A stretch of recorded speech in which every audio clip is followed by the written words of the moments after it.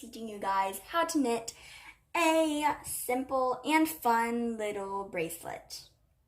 It's even an easy and fun project for beginners of knitting, and it's really cute. You will want your yarn and your needles.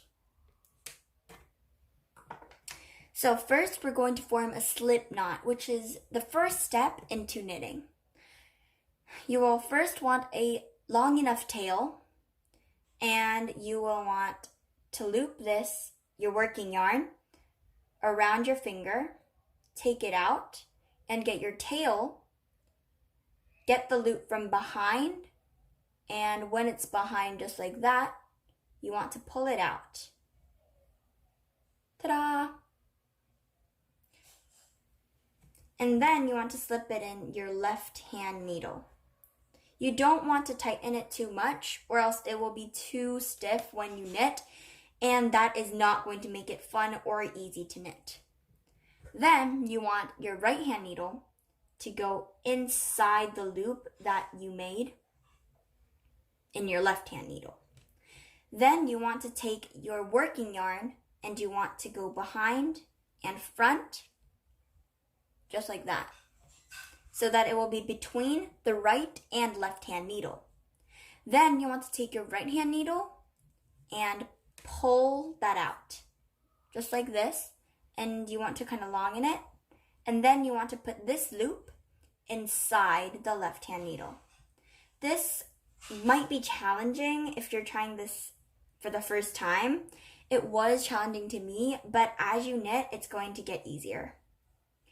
Next, you want to put your right hand needle again in the left hand needle's loop, and you want to go back to front again so that it will be so that your yarn will be between the right and left hand needle. Then take it out again with the right hand needle and pull it out, and then put it inside the left hand needle again. You want to do this to 5 to 7 times. And if you're working with thin yarn, you will want to do it to 10 to 12 times.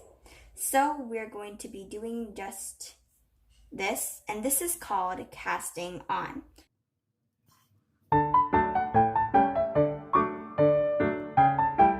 So once you're done casting on, you will want to start your real knitting so that your knitting will get longer and longer until it can form a loop around your wrist. As you have your loops, you want to put your right hand loop inside again to make the cross, back to front again, pull it out again, take it out, but this time you are not going to put this loop inside of the left hand needle, but because these two loops are tied to each other, you want to pull this tied one out of the left hand needle, and that will form your first stitch.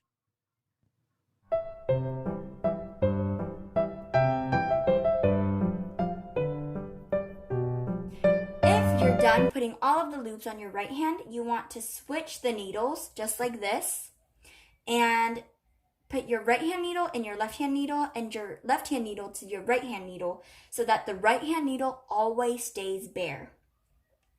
And then you want to just do the exact same steps again and again until you have all of the loops on your right hand needle again.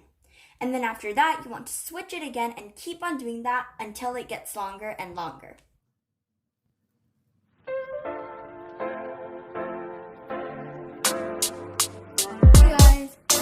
I finally finished my knitting. It might seem a bit short, but it turned out to be really stretchy because I didn't make it super stiff and I added a lot of spaces between it, so it turned out to be nice.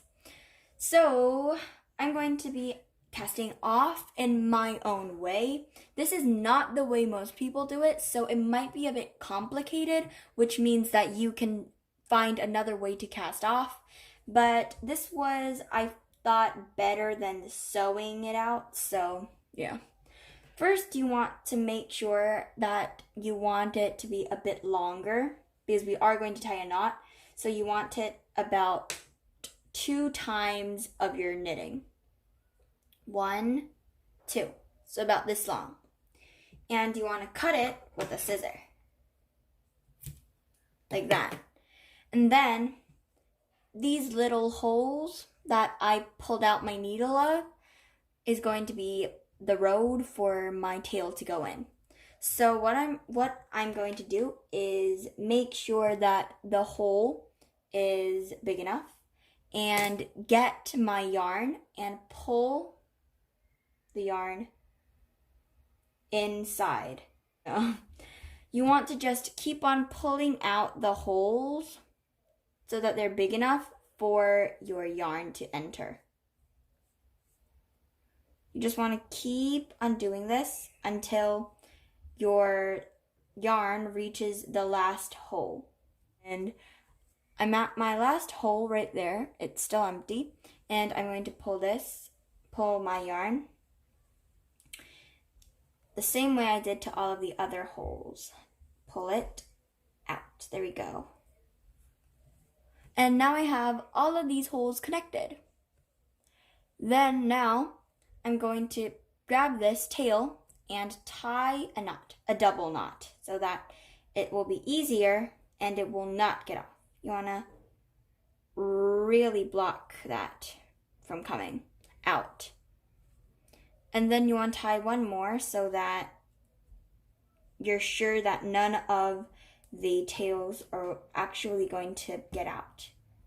And with that, I am done with my casting off.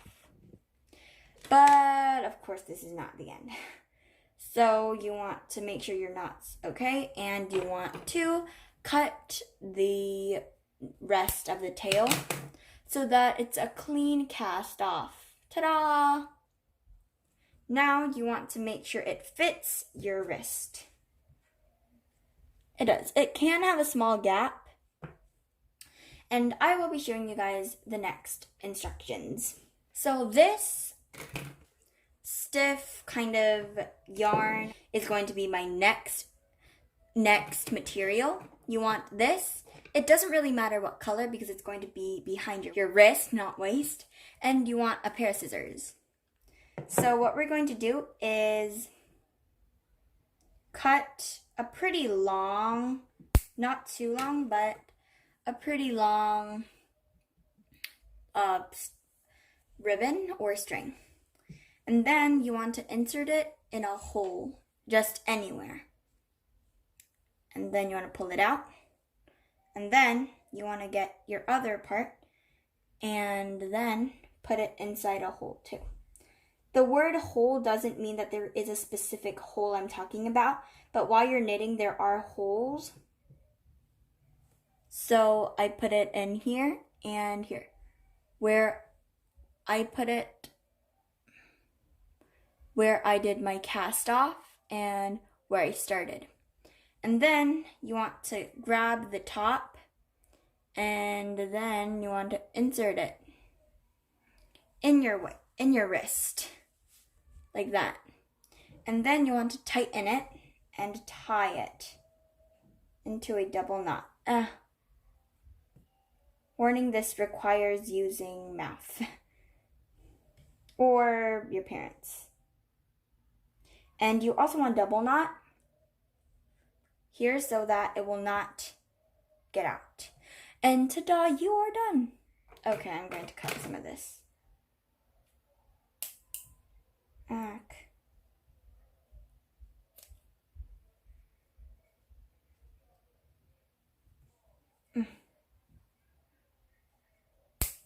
just like that, you're really done. I hope you did learn something in this video, and I will be seeing you guys next time.